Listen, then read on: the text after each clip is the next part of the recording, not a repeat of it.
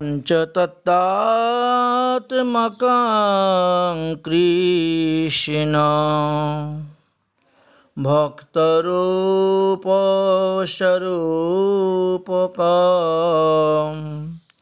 भक्तावतारभक्तामि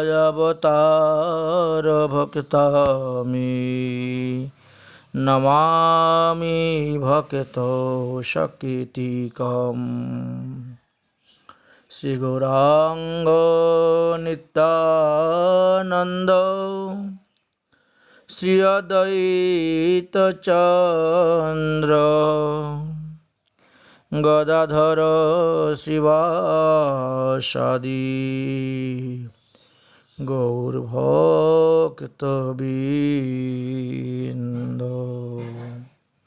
सुधी भक्तबृंदगण,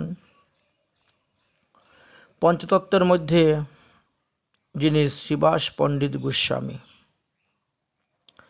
তেনার আবির্ভাব তিথি হল জ্যৈষ্ঠ মাসের কৃষ্ণপক্ষের দশমীতে। এই বৎসরে 10ই জ্যৈষ্ঠ,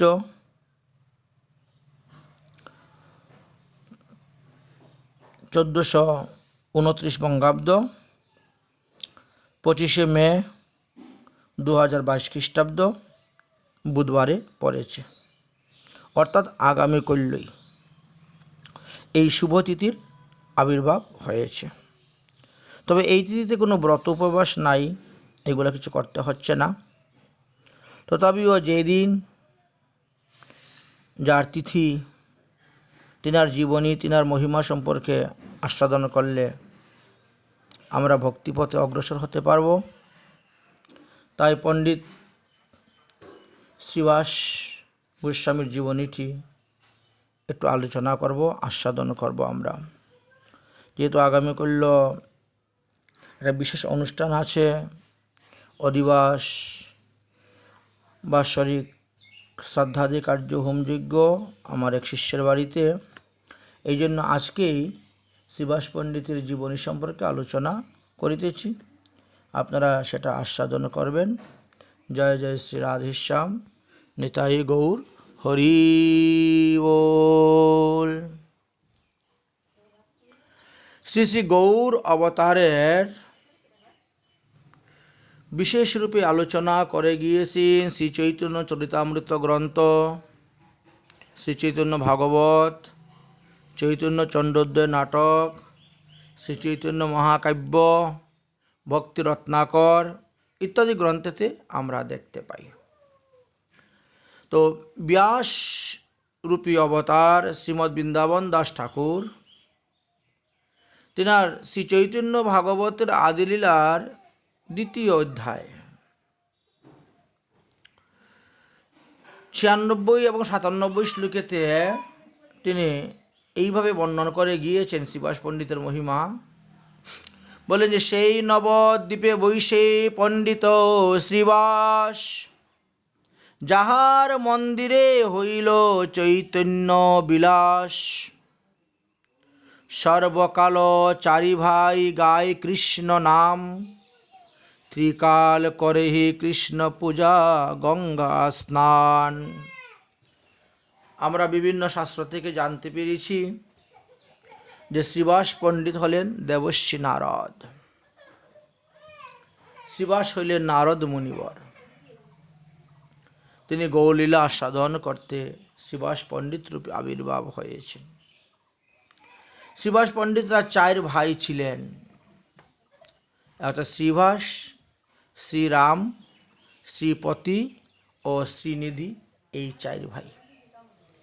এরা সবাই বর্তমানে বাংলাদেশের শ্রীহট্ট জেলায় আবির্ভাব হয়েছিলেন, ওখানেই বসবাস করতেন। পরবর্তীকালে গঙ্গার তটে নবদ্বীপে এসে বাস করতে লাগলেন। আজ অবধি শ্রীবাস পণ্ডিতের পূর্বভিটা আছে শ্রীহট্ট জেলা থেকে একটু দূরে, বড়লেখার কাছাকাছি বিয়ানীবাজার নামে একটি স্থান আছে। সেই স্থানে দর্শন করা যায়। আমি গিয়েছিলাম, সেটি দর্শন করে এসেছি। সেখানে ভগবত সেবা পূজাদি চলতেছে। যাই হোক, ভাতৃ চতুষ্টয় শ্রী অদ্বৈতের সভাতে এসে সর্বদা ভাগবত কথা শ্রবণ করতেন, নাম সংকীর্তন আদি করতেন। মহাপ্রভুর পিতা জগন্নাথ মিশ্রের সঙ্গে তাদের পরম সুধার্য ভাব ছিল, প্রেম প্রীতি ছিল। সকলেই একসঙ্গে ভাগবত কথা শ্রবণ, নাম সংকীর্তন আদি করতেন। চার ভাইয়ের মধ্যে শ্রীবাস পণ্ডিত সর্ববিষয়ে অগ্রণী, লেখাপড়ায়, শিক্ষায়, দীক্ষায়, সাধন ভজনে সব দিকেই তিনি অগ্রণী ছিলেন। তিনি কৃষ্ণ ভক্তি বলে বুঝতে পেরেছিলেন যে এই জগন্নাথ মিশ্রের গৃহেই শ্রীকৃষ্ণের অবতার হবেন। শ্রীবাস পণ্ডিতের যে পত্নী ছিল তিনার নাম মালিনী দেবী ছিল। তিনি নিতান্ত শচীদেবীর সঙ্গেই সৈক্যভাবাপূর্ণ হয়ে থাকতেন এবং শচীদেবীকে সর্বদা সন্তুষ্ট উৎপাদন করতেন, প্রদান করতেন। এই কলিযুগের জীবগণের দুর্দশা দেখে শিবাসাদি ভক্তগণ বড়ই দুঃখী হয়েছিলেন এবং কলিহত জীবদেরকে উদ্ধারের জন্য ভগবানের কাছে যে কত কাতর সুরে প্রার্থনা করেছিলেন তা বলা বাহুল্য। ভক্তের আহ্বান ভগবান শুনেন, এটা আমরা সর্বশাস্ত্রে দেখতে পেয়েছি। যার ফলে 1407 ফাল্গুনী পূর্ণিমাতে জগন্নাথ মিশ্রের গৃহকে আলোকিত করে ভগবান গৌর সুন্দর রূপে আবির্ভূত হলেন। তার এই শুভ আবির্ভাবের সঙ্গে সঙ্গে জগতের সর্ববিধ অমঙ্গল দূর হল, মঙ্গলের উদয় হল। জগৎ হরিনামে পূর্ণ হল। গ্রহণের ছলে তো হরিনাম হলই, তারপরে অদ্বৈত আচার্য প্রভু তিনিও যেমন শান্তিপুরে থেকে বুঝতে পেরেছিলেন যে এইবার আজকে শ্রীহরি অবতীর্ণ হয়েছেন, তেমনি শিবাসাদি ভক্তগণও বুঝতে পেরেছিলেন শিবাস পণ্ডিতের স্ত্রী মালিনী দেবী পূর্ব হইতেই শচীমাতার পরিচর্যায় নিযুক্ত ছিলেন। শিবাস পণ্ডিত ও জগন্নাথ মিশ্র তারা একে অন্যের গৃহে আসা যাওয়া, খাওয়া দাওয়া, উঠা বসা সব চলত। তাদের খুব আত্মীয়তা, ঘনিষ্ঠতা ছিল।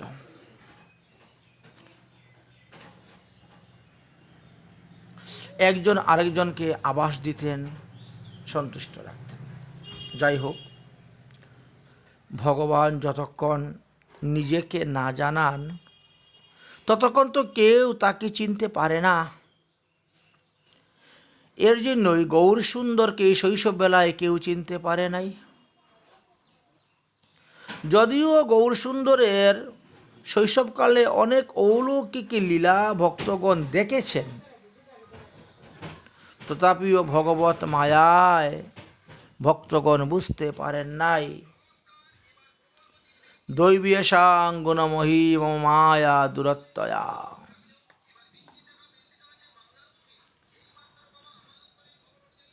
বাৎসল্যভাবে তাদের হৃদয়টা ভরপুর হয়ে উঠেছিল। শ্রীবাস পণ্ডিত ও মালিনী দেবী শচী জগন্নাথকে পুত্ররূপেই লালন পালন করতে লাগলেন। পুত্ররূপেই নানাবিধ অনেক উপদেশ দিতে লাগলেন। শ্রী গৌর সুন্দর সেই সমস্ত উপদেশ মাথা পেতে নিতেন। মহাপ্রভু শিবাস পণ্ডিত এবং মালিনী দেবীকেও জনক জননীর ন্যায় দেখতেন, সম্মান করতেন।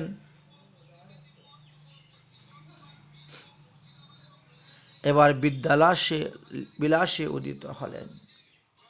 বিদ্যাবিলাসে উদ্যত শ্রী গৌর সুন্দরকে একদিন শিবাস পণ্ডিত রাস্তায় পেলেন। তো মহাপ্রভু কি করতেন, তিনি যাকে পেতেন তাকেই ব্যাকরণ, ন্যায়, অলঙ্কার, শাস্ত্র, তর্ক আদি বিষয় নিয়ে আলোচনা করেন। যে কোনো একটা শব্দকে নিয়ে এর উপরে অনেক টিকা টিপ্পণী করে এর আলোচনা করতে শুরু করতেন। তো শ্রীবাস পণ্ডিত বা অন্যান্য যারা ছিলেন তাদের কাছে ওই সমস্ত জিনিস ভালো লাগতো না। এই জন্য অনেকেই মহাপ্রভুকে এড়িয়ে চলতেন। ও দেখলে পরেই ফাঁকি জিজ্ঞেস করবে, ব্যাকরণের, অলঙ্কারের, শাস্ত্র, তর্ক দরকার নেই। একদিন শ্রীবাস পণ্ডিত মহাপ্রভুকে উপদেশ দিলেন, অরে উদ্যতের শিরোমণি নিমাই পণ্ডিত, পরে কেন লোক? কৃষ্ণ ভক্তি জানিবারে সেই যদি না হইল তবে বিদ্যায় কি করে? লেখাপড়ার উদ্দেশ্যটা তো পাণ্ডিত্যতা দেখানো নয়, লেখাপড়ার উদ্দেশ্য হলো কৃষ্ণ ভক্তি জানা। তুমি সেটাই লাভ করতে পারলে না, তাহলে কি হবে? এ থেকে সর্বদা ব্যর্থ, নাশুয়াঙ্গ কাল পরিয়াত এবে কৃষ্ণ ভজহ সকাল। যা পড়ার তো পড়েছ, বিদ্যারসে এতটা সময় চলে গেল জীবনের, আর বৃথা সময় নষ্ট করিও না। এবার কৃষ্ণ ভজনে মন দাও, কৃষ্ণ ভজন করো। শ্রী চৈতন্য ভাগবতের আদিলীলাতে 12 অধ্যায়ের 25 নম্বরে আছে। হ্যাঁ, কৃষ্ণ ভক্তি জানা আমাদের সকলেরই প্রয়োজন। যদি কৃষ্ণ ভক্তি না জানতে পারি তাহলে এত পড়াশোনা করেও আমাদের লাভ হবে না, এই বিদ্যা আমাদের কোনো কাজে লাগলো না। অনিত্য সংসারে পরে জীবনটাই ব্যথা। জড়বিদ্যা সব মায়ার বৈভব, শ্রীকৃষ্ণ ভজনে বাধা। অনিত্য সংসারে মোহ জন্মাইয়া জীবকে বানায় গাধা। এই জন্য পরমার্থিক বিদ্যা অর্জন করতে হবে। আচ্ছা নিমাই, তুমি তো অনেক পড়াশোনা করেছে, আচ্ছা এখন তো একটু কৃষ্ণ ভজন করো। মহাপ্রভু তা শুনে হাসতে হাসতে বলেন, হ্যাঁ, আপনারা কৃপা করলে নিশ্চয়ই কৃষ্ণ ভজন হবে, কারণ বৈষ্ণবের কৃপা ছাড়া কখনো ভক্তির উদয় হয় না। তো আপনাদের কৃপায় আমার নিশ্চয় কৃষ্ণ ভক্তি হবে, এটা আমি বিশ্বাস করি। অতএব আপনারা কৃপা করবেন। দণ্ডবত প্রণাম করে নিমাই পণ্ডিত চলে গেলেন। দেখতে দেখতে নিমাই পণ্ডিত দুটি বিবাহ করলেন। প্রথমে লক্ষ্মীপ্রিয়া, তারপর বিষ্ণুপ্রিয়া। তারপর মহাপ্রভু বঙ্গদেশাদি ভ্রমণ করতেও গেলেন। তারপরে গয়াতে গেলেন। গয়াতে গিয়ে বিষ্ণুপাদপদ্মে পিতৃ উদ্দেশ্যে পিণ্ডদান করতে গিয়ে সেখানে ঈশ্বর পুরীপাদের সঙ্গে দেখা। তিনার নিকট হইতে দীক্ষা মন্ত্র গ্রহণ করে আসলেন। তারপরে তিনি জগতে প্রেম ভক্তি প্রকাশ আরম্ভ করলেন। এইভাবে মহাপ্রভু প্রেম ভক্তি দান করলেন। একদিন মহাপ্রভু ঈশ্বর ভাবে ভাবিত হয়ে শ্রীবাস পণ্ডিতের গৃহেতে গিয়ে বসেছেন। শ্রীবাসকে বলছেন, কাহারে পুজিস করিস কাহার ধ্যান, যাহারে পুজিস তারে দেখো বিদ্যমান। অর্থাৎ মহাপ্রভু তখন ঈশ্বর আবেশে তিনি দর্শন দিলেন শ্রীবাস পণ্ডিতকে। শ্রী চৈতন্য ভাগবতের মধ্যলীলার 2 অধ্যায়ের 258 নম্বর পয়াতে আছে, অহে শ্রীবাস পণ্ডিত, তুমি কার পূজা করিতেছ? তুমি যার পূজা করছো সে তো তোমার সামনে সাক্ষাৎ দাঁড়িয়েছে, একবার ভালো করে দেখো তো। মহাপ্রভুর কথা শুনে শিবাস পিছন দিকে ফিরে তাকালেন, বড় বিস্মিত হয়ে গেলেন, মহাপ্রভুর চরণে পড়ে গেলেন। কারণ মহাপ্রভু তখন ওই বিষ্ণু গৃহে বিষ্ণুর আসনে বসে চতুর্ভুজ মূর্তি ধারণ করেছিলেন। শঙ্খ চক্র গদা পদ্ম চতুর্ভুজ মূর্তি ধারণ করেছিলেন। দেখে বীরাসনে বসে আছেন বিশ্বম্বর, শঙ্খ চক্র গদা পদ্মধর, চতুর্ভুজ শঙ্খ চক্র গদা পদ্মধর। শিবাস পণ্ডিত গৌর সুন্দরের সেই দিব্য জ্যোতি দিব্য রূপ দর্শন করে একেবারে স্তম্ভিত হয়ে গিয়েছিলেন। তখন গৌর সুন্দর হেসে হেসে শিবাসকে বলতে লাগলেন, ওরে শিবাস, তোর উচ্চ সংকীর্তন আর নারার হুঙ্কারে, অর্থাৎ অদ্বৈত প্রভুর, তোমার উচ্চ সংকীর্তন আর অদ্বৈত প্রভুর হুঙ্কারে ছাড়িয়া বৈকুণ্ঠ আইনু সর্বোপরি করে। আমি শুধু একা আসি নাই, সঙ্গে আমার বৈকুণ্ঠের সমস্ত পরিকরদেরকে সঙ্গে করে নিয়ে এসেছি। বৈকুণ্ঠ ছেড়ে মৃত্যুলোকে আসতে আমি বাধ্য হয়েছি তোমার এই সংকীর্তনে আর নারার হুঙ্কারেই। আমি মৃত্যুলোকে এসে নরদেহ ধারণ করে অবতীর্ণ হয়েছি। মনুষ্য দেহ মাশ্রিতাম। আমি দুইজনের বিনাশ, আমি দুষ্টজনের বিনাশ এবং সাধুজনের তান করব। তোমরা নির্ভয়ে সংকীর্তন কর। মহাপ্রভুর এই অভয়বাণী শুনে শিবাস পণ্ডিত ভূতলে পড়ে দণ্ডবত প্রণাম করে বারবার স্তুতি করতে লাগলেন।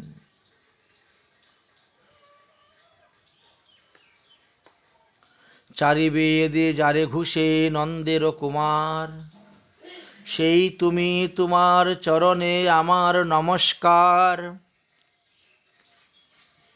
ঋক সাম যদু অথর্ব, এই চারটি বেদ নন্দন কুমার ভগবান শ্রীকৃষ্ণের কথা বর্ণন করে গিয়েছেন। তুমি সেই নন্দকুমার আজ শচীসূত হয়ে অবতীর্ণ হয়েছ। আজি মোর জন্ম কর্ম সকল সফল, আজি মোর উদয় হোক সুমঙ্গল। আজ আমার মনুষ্য জন্ম সার্থক, আমার সাধন ভজন সার্থক, যেহেতু আজকে আমি আপনার দর্শন পেলাম। আজকে আমার সেই শুভ দিন, শুভ মুহূর্ত, শুভ সময় উপস্থিত হয়েছে। আজি মোর পিতৃকুল হইল সফল, আমার পিতৃপুরুষগণ তার আজ উদ্ধার হবে। আজি সেই বসতি ধন্য হইল, এই পৃথিবী ধন্য, আমার এই বসত বাড়ি, আমার এই বাড়ি ঘর সব কিছু ধন্য হয়। আজি মোর নয়ন ভাগ্যর নাহি সীমা, যারে দেখি তারে দেখি, যার শ্রী চরণে সেবে রমা। আহা, আমার নয়ন সফল, ভাগ্যের উদয় হয়েছে। যার চরণ স্বয়ং লক্ষ্মী দেবী সেবা করেন, সেই চরণ দর্শনের আজ সুযোগ পেলাম। শিবাস এই রূপে গৌর সুন্দরকে বিবিধ ভাবে স্তুতি পাঠ করতে লাগলেন। মহাপ্রভু শিবাসের প্রতি সদয় হলেন, হয়ে তার গৃহের যতজন ছিল, তার পরিবারে যতজন ছিল, সবাইকেই সেই রূপে দর্শন দিয়ে তাদেরকে কৃতার্থ করলেন, মুগ্ধ করলেন। সম্মুখে শিবাস পণ্ডিতের ভাতৃ সুতা নারায়ণী দেবী ছিলেন। নারায়ণী দেবীর বয়স তখন মাত্র 4 বৎসর। কৃষ্ণ কৃষ্ণ বলে সে কাঁদতে শুরু করেছে। চারি বৎসরে সেই উন্মত্ত চরিত, হা কৃষ্ণ বলিয়া কাঁদে নাহিক বিস্মিত, অঙ্গবহি পরে ধারা পৃথিবীর তলে, পরিপূর্ণ হইল স্থল নয়নের জলে। কেউ তাকে শিখায় নাই। মহাপ্রভুর এই রূপ দর্শন করে তিনি কাঁদতে শুরু করলেন। কৃষ্ণ কৃষ্ণ বলে 4 বৎসরের শিশু। নয়ন জলে পৃথিবী ভিজে গেল, তিতে গেল। বালিকা নারায়ণী কৃষ্ণ বলে কাঁদে অস্থির, কেউ তাকে সামলাতে পারছে না। সেই প্রেম ক্রন্দন দেখে শিবাস পণ্ডিতের স্ত্রী, শিবাস পণ্ডিতের দাস দাসীগণ সকলেই প্রেমের দ্বারা কাঁদতে শুরু করলেন। তাদেরও প্রেমাশ্রু বর্ষণ হইতে লাগল। শিবাসের অঙ্গন আজ কৃষ্ণ প্রেমে এক অপূর্ব শোভা পাইতে লাগল।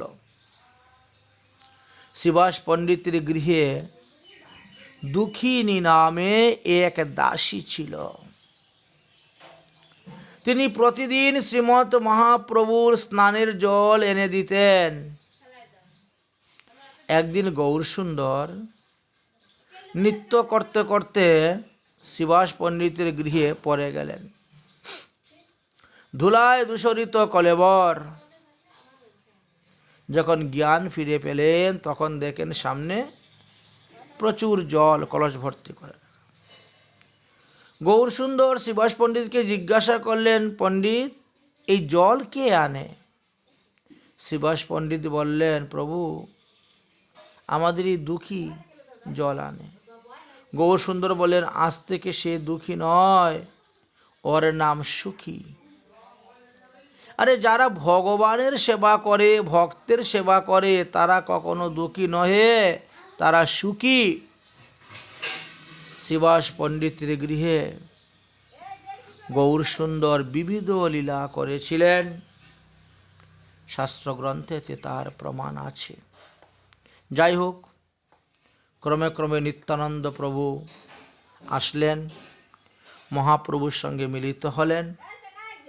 এবার মহাপ্রভু এবং নিত্যানন্দ প্রভু একসঙ্গে একত্রিত হয়ে এই সংকীর্তন বিলাস আরম্ভ করলেন। এই সংকীর্তন স্থলী হল শ্রীবাসের অঙ্গ। শ্রীম নিত্যানন্দ প্রভু শ্রীবাস অঙ্গনে অবস্থান করতে লাগলেন। মালিনী দেবীকে মা বলে সেবা করতে, আর মালিনীও নিত্যানন্দ প্রভুকে পুত্রের ন্যায় সেবা করতে লাগলেন। শ্রীম নিত্যানন্দ প্রভু যে সাক্ষাৎ বলদেব, এই যুগে তিনি অবধূতের লীলা করতেছেন। সর্বদা কৃষ্ণ প্রেমে বিভোর হয়ে থাকতেন। বেশভূষা দিকে তার কোনো নজরই থাকত না। কখন যে দিগম্বর হয়ে ঘুরে বেড়াতেন তাও জানতে পারতেন না। একদিন শ্রী গৌরসুন্দর সাঙ্গপাঙ্গ নিয়ে সন্ধ্যাকালে শ্রীবাস পণ্ডিতের গৃহেতে নাম সংকীর্তন এবং নৃত্য আরম্ভ করতে লাগলেন। এমন সময় শ্রীবাসের একমাত্র পুত্রটি ব্যাধির কারণে হঠাৎ পরলোক গমন করল। শ্রীবাস পণ্ডিত সব বুঝতে পেরে সত্তর অন্তপুরে প্রবেশ করলেন এবং সবাইকে বললেন, খবরদার, কেউ কাঁদতে পারবে না। যদি কাঁদো তাহলে আমার প্রভুর নিত্যের ব্যাঘাত ঘটবে, কীর্তনের ব্যাঘাত ঘটবে। অতএব তোমরা কেউ কাঁদবে না। সত্তরে আইলা গৃহে শিবাস পণ্ডিত, দেখে পুত্র হইয়াছে পরলোকবাস। শিবাস পণ্ডিত পরম গম্ভীর ভক্ত, মহাতত্ত্ব জ্ঞানী। স্ত্রীগণরে প্রবোদিতে লাগিলা আপনি, তোমরা তো সব জানো কৃষ্ণের মহিমা।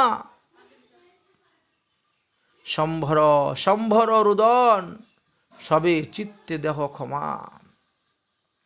অন্তকালে সকৃতি শুনিলে যার নাম, অতি পাতকীয় যায় কৃষ্ণধাম। হেন প্রভু আপনে সাক্ষাৎ করে নিত্য, গুণ গায় যত তার ব্রহ্ম আদি ভৃত্য। যার নাম শুনলে পরে মানুষ উদ্ধার হয়ে যায়, সেই প্রভু আমার গৃহে নিত্য করতেছেন, কীর্তন করতেছেন। অতএব আমার পুত্রের তো উত্তম গতি, সদ্গতি, সে তো নিত্য গোলকধামে যাবে, কাঁদছ কেন তোমরা? গুণ গায় যত তার ব্রহ্মাদি ভৃত্য। এহেন সময় যাহার হইল পরলোক, ইহাতে কি জুঝায় করিতে আছে সুখ। কোন কালে এই শিশু ভাগ্য পাই যাবে, কৃতার্থ করিয়া আপনারে মানি তবে। দেখেন কিভাবে শ্রীবাস পণ্ডিতের হৃদয়কে সংসার থেকে অনাসক্ত করেছিলেন। শ্রীবাস পণ্ডিত নারীগণকে এইভাবে অনেক তত্ত্বকথা উপদেশ করেছিলেন। তখন আর কেউ কুন্দন করলেন না, সকলে কান্দা বন্ধ করে দিলেন। সাক্ষাৎ গোলকপতি শ্রী গৌর সুন্দর আমার গৃহে ভক্ত সঙ্গে সংকীর্তন করিতেছেন, নৃত্য করিতেছেন। তোমাদের ক্রন্দনে যদি আমার প্রভুর নিত্য সুখ ভঙ্গ হয়, তাহলে আমি তৎক্ষণাৎ গঙ্গায় ঝাঁপ দিয়ে প্রাণ ত্যাগ করিব। এই কথা শুনে সবাই ভয়ে ভীত হয়ে গেলেন। রমণীগণ তখন কান্দা বন্ধ করে দিলেন। কৃষ্ণের ইচ্ছা মতেই সব ঘটায় ঘটনা, তাতে সুখ দুঃখ জ্ঞান অবিদ্যা কল্পনা। যা কিছু হচ্ছে ভগবত ইচ্ছায় হচ্ছে, তাহলেই শেষ। কিন্তু যারা অজ্ঞান অবিদ্যায় পড়ে আছে, তাদের মধ্যে কত জল্পনা, কত কল্পনা। যাহা ইচ্ছা করে কৃষ্ণ তাই জানো ভালো, তেজিয়া আপন ইচ্ছা গুছাও জঞ্জাল। যা ভগবত ইচ্ছা হয়েছে তাই হয়েছে, নিজেদের ইচ্ছার প্রকাশ করিও না, গুছাও জঞ্জাল। দেই কৃষ্ণ নেই কৃষ্ণ পালে কৃষ্ণ সবে, রাখে কৃষ্ণ মারে কৃষ্ণ ইচ্ছা করে যবে। আরে ভগবানই তো আমাকে এই পুত্র দিয়েছেন, আবার তিনি এই পুত্রকে নিয়ে গেছেন, তিনিই তো তাকে এতদিন লালন পালন করেছেন, আমি তো নিমিত্ত মাত্র, সবই তার। কৃষ্ণ ইচ্ছা বিপরীত যে করে ভাবনা, তার ইচ্ছা নাহি ফলে সে পায় যন্ত্রণা। যদি কোনো মাতা পিতা গর্ব করেন, অহংকার করেন, হ্যাঁ আমি ছেলেকে এই করেছি, আমি ছেলেকে সেই করেছি, বলছেন তাহলে তোমাকেই সেই কর্মফলটা ভোগ করতে হবে। তেজিয়া সকল দুঃখ শুনো কৃষ্ণ নাম, পরম আনন্দ পাবে পূর্ণ হবে কাম। অতএব এত জল্পনা কল্পনা করার দরকার নেই। যতদিন পরমায়ু ছিল ততদিন ছিল আমার ঘরে, পরমায়ু শেষ, সে তার ধামে চলে গিয়েছে, নিত্য ধামে। এই সমস্ত উপদেশ দিয়ে শ্রীবাস পণ্ডিত বাইরে এলেন। মহাপ্রভু তখনও নৃত্য গীত করতেছেন এবং মহাপ্রভুর সঙ্গে শ্রীবাস পণ্ডিত নৃত্য গীত করতে আরম্ভ করেছেন মনের আনন্দে। ভিতরে অন্দরমহরে স্ত্রীলোকেরা মৃত শিশুকে ফেলে রেখে তারাও বাইরে আসলেন, মহাপ্রভুর কীর্তন শ্রবণ করতে লাগলেন। এইরূপে মহাপ্রভু মধ্যরাত্র পর্যন্তই নাম সংকীর্তনের নিত্য কীর্তনে ব্যস্ত ছিলেন। আস্তে আস্তে ভক্তদের মধ্যে কানাকানি হতে শুরু হয়েছে।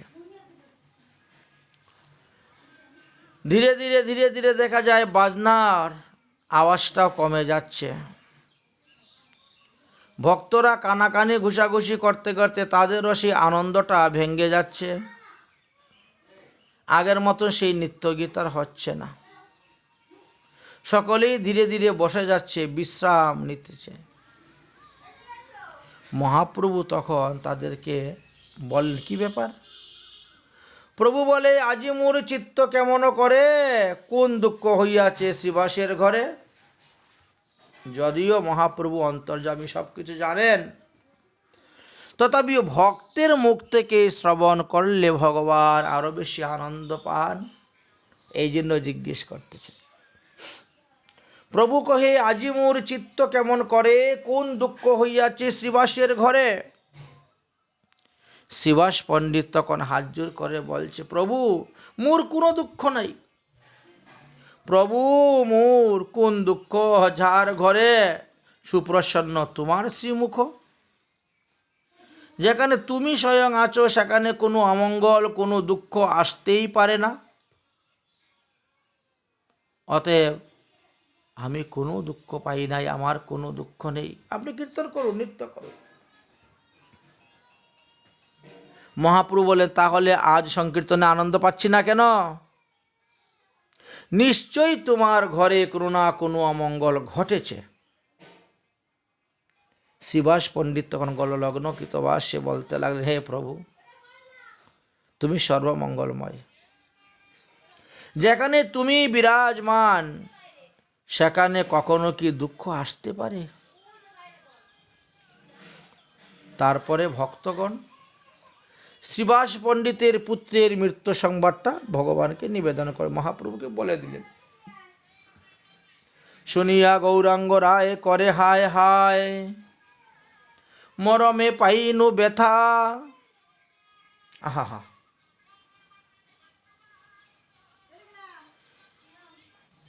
তোমরা এই বিপদ সংবাদ আমাকে দিও না। কেন কেন প্রভু? শ্রীবাস পণ্ডিত বললেন, বলি শুন না তো তব রস ভঙ্গ, সহিতে না পারি আমি এই তোমার রসভঙ্গ সইতে পারবো না বলে এই সংবাদটা আগে জানাই নাই। একটি তনয় মরিয়াছে না, তাতে মোর কিবা দুঃখ। যদি সব মরে তোমারে হেরিয়া, তবুও যে পাই সুখ। আমরা তো মরার জাত, মরতেই হবে। একে একে যদি আমার সব মরে যায়, তথাপিও তোমাকে দেখলে পরেই আমার সুখ। তব নিত্য ভঙ্গ হইলে আমার মরণ হইত হরি, তাই কুসংবাদ না দিল তোমারে বিপদ শঙ্কা করি। মহাপ্রভু আর শ্রীবাস পণ্ডিতের মধ্যে যে কতটা অন্তরঙ্গতা ছিল, প্রেম ছিল, এই পয়ারের মাধ্যমে আমরা বুঝতে পারি। শ্রী গৌরসুন্দর শ্রীবাস পণ্ডিতের এই প্রকারে প্রগাঢ় ভক্তি নিষ্ঠা দেখে তিনি বললেন, প্রভু বলেন, হেন সঙ্গ ছাড়িব কেমনে। এত বলি মহাপ্রভু লাগিলা কান্দিতে। মহাপ্রভুর তো ইচ্ছা সবাইকে ত্যাগ করে সন্ন্যাস গ্রহণ করে যাবেন, কিন্তু এত প্রগাঢ় প্রেমের সহিত নিষ্ঠার সহিত যার ভজন করে যাচ্ছে, তাকে ছেড়ে কেমন করে যাবেন? পুত্র শোক না মানিল যে মুহুর প্রেমে, হের সব সঙ্গ মুই ছাড়িব কেমনে। এত বলি মহাপ্রভু কাঁদেন নির্ভয়, ত্যাগ বাক্য শুনি সবে চিন্তে অন্তর। মহাপ্রভুর এই বাক্য শ্রবণ করে সবাই চিন্তা করতে লাগলেন, তবে কি মহাপ্রভু আমাদেরকে ছেড়ে চলে যাবেন? না হলে এই রকম উক্তি তিনার মুখ থেকে বেরোলো কেন? মহাপ্রভু মায়ার দ্বারা তাদেরকে ভুলিয়ে দিলেন। অতঃপর মহাপ্রভু মৃত শিশুর কাছে গিয়ে উপস্থিত হয়েছেন। মৃত শিশুকে স্পর্শ করে বলতেছেন, হে বালক, হে বালক, উঠো। উঠো। তুমি শ্রীবাস পণ্ডিতের মতন এমন একজন পিতা পেয়েছ, এমন একজন বৈষ্ণব পেয়েছ, আর তাকে ত্যাগ করে তুমি চলে যাচ্ছ কেন? মৃত শিশু প্রভুর পরশে প্রাণ লাভ করল, উঠে বসে গেল, মহাপ্রভুকে নমস্কার করে বলতে শুরু করলো, হে প্রভু, তুমি তো হর্তা কর্তা বিধাতা, তোমার নির্বন্ধনের অন্যতা তো হতে পারে না। যতদিন আমার পরমায়ু দিয়েছিলেন, যতদিন আমার শ্রীবাস পণ্ডিতের গৃহে থাকার আদেশ ছিল, ততদিনই তো আমি এখানে থাকব, এর অন্যতা তো আমি করতে পারি না। আমার নির্বন্ধ যা আছে তাই ততদিনই রইলাম। নির্বন্ধ শেষ হয়ে গেল, তাই আমিও চলে গেলাম। হে প্রভু, অনেকবার আমার জন্ম হয়েছে, অনেকবার আমার মৃত্যু হয়েছে, কিন্তু এবার মৃত্যুকালে আমি তোমার বদন দর্শন করে, তোমার মুখ থেকে হরিনাম উচ্চারণ শ্রবণ করে করে আমি সুখে চলে গিয়েছি। এই জন্মটাই আমার সার্থক জন্ম। এত বলি নীরব হইলা শিশুর কায়, এই মতন কৌতুক করেন শ্রী গৌরাঙ্গ রায়। বড় অদ্ভুত লীলা মহাপ্রভুর। শিশুপুত্র পরে আর কথা বলছে না। মহাপ্রভু বললেন, শুনলে তো তোমরা, এই শিশুর মুখে সকলেই জ্ঞান লাভ করতে পারলেন। মৃতপুত্র মুখে শুনি অপূর্ব কতন, আনন্দ সাগরে ভাসেন সর্বভক্তগণ। এটাই যে সুসিদ্ধান্ত রূপে নির্ণয় করে গিয়েছেন শাস্ত্রে। শ্রীবাস পণ্ডিত মহাপ্রভুর এইরূপ অদ্ভুত লীলা দর্শন করে সপরিপরে সকলেই মহাপ্রভুর চরণে পড়লেন, আর প্রেমেতে আর্দ্র হয়ে ক্রন্দন করতে লাগলেন। মহাপ্রভু বললেন, কেঁদো না শ্রীবাস পণ্ডিত, আমি নিত্যানন্দ দুই নন্দন, তোমার চিত্তে তুমি ব্যথা কিছু না ভাবিও। আর তোমার এক পুত্র মারা গিয়েছে, আজকে থেকে আমি আর নিত্যানন্দ তোমার দুই পুত্র। তুমি এই দুইটি পুত্র পেলে, এই নিয়ে সুখে থাকো, আনন্দে থাকো, আর দুঃখ করিও না, সন্তপ্ত করিও না। আমিও নিত্যানন্দ তোমার দুই পুত্ররূপী অবস্থান করব। অতএব তুমি দুঃখ করিও না, তোমরা কেউ দুঃখ করিও না। এতে দুঃখের কি আছে? জন্মস্য হি ধ্রুবমৃতম, জন্মগ্রহণ করলে তো মরতে হবে। মহাপ্রভুর এই করুণাপূর্ণ বাণীটা শ্রবণ করে ভক্তগণ চতুর্দিকে জয় জয় ধ্বনি দিতে লাগলেন। শ্রীবাস পণ্ডিতের প্রেম সেবাতে যেমন গৌর সুন্দর নিত্যানন্দ প্রভু যেন তার কাছে ঋণী হয়ে গিয়েছিলেন। ভক্তের কাছে যে ভগবান ঋণী তার প্রমাণ সর্বশাস্ত্রী আছে। এখানেও তার একটা প্রমাণ পেয়ে গেলেন। তাই তার ঋণ শোধ করতে গিয়ে তার পুত্র তো স্বীকার করে নিলেন। যাই হোক, তারপরে শ্রীমৎ মহাপ্রভু সন্ন্যাস গ্রহণ করলেন, করে নীলাচলে চলে গেলেন। শ্রীবাস পণ্ডিত চিন্তা করলেন, তিনি সন্ন্যাস গ্রহণ করে চলে গিয়েছেন, হয়তো আর নবদ্বীপে আসবেন না। তবে হ্যাঁ, জন্মস্থানে না আসলেও গুরুদেবের শ্রীপাঠে তো তিনি আসবেন। এই জন্য শ্রীবাস পণ্ডিত কুমারহট্টিতে গিয়ে বাড়িঘর তৈরি করে বাস করতে লাগলেন। বর্তমানে যাকে আমরা হালি শহর বলি, ওর নাম আগে ছিল কুমারহট্ট। হালি শহর রেল স্টেশন থেকে অল্প দূরেই যাওয়া যায়। ওখানে ঈশ্বর পুরীপাদের আবির্ভাব স্থান, জন্মতিথি ভিটামাটিত। তাহলে সন্ন্যাস গ্রহণের পর মহাপ্রভু অন্য কোথায়ও যদি যান না যান, অন্ততপক্ষে গুরুদেবের জন্মস্থানে তো তিনি আসবেনই দেখার জন্য। এই জন্য শ্রীবাস পণ্ডিত নবদ্বীপ ছেড়ে তিনি কুমারহট্টিতে গিয়ে বাড়িঘর বানিয়ে বাস করতে লাগলেন। তিনি ভ্রাতাদের সঙ্গে অবশ্য প্রতি বৎসর ওই নীলাচলে যেতেন মহাপ্রভু দর্শন করার জন্য।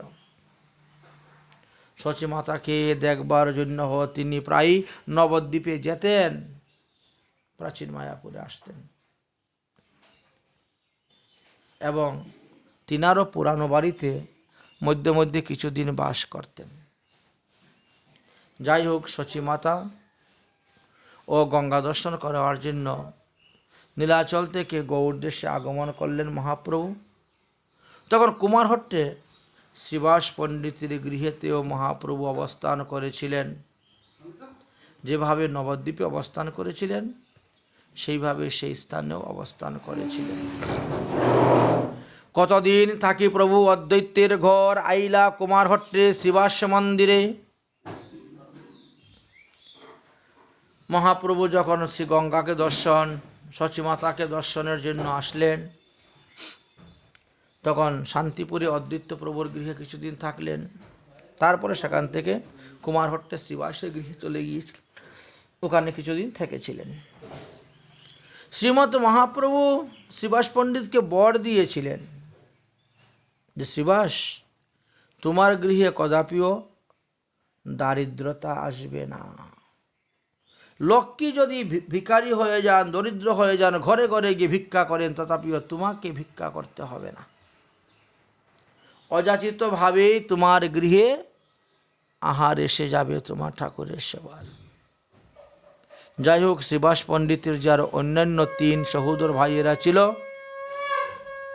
তারাও সকলে সুখেই গৌর সুন্দরের সেবা করছিলেন। শ্রীবাস পণ্ডিত যে নারদের অবতার সেটাও শাস্ত্রে প্রমাণ আছে, এবং তিনি মহাপ্রভুর সঙ্গে থেকে যাবতীয় লীলা আদি করেছিলেন। তো এইভাবে অতি সংক্ষেপে আমরা শ্রীবাস পণ্ডিতের মহিমার কথা আস্বাদন করলাম। এখনকার মতন শ্রীবাস পণ্ডিতের জীবনী কথা এখানেই বিশ্রাম।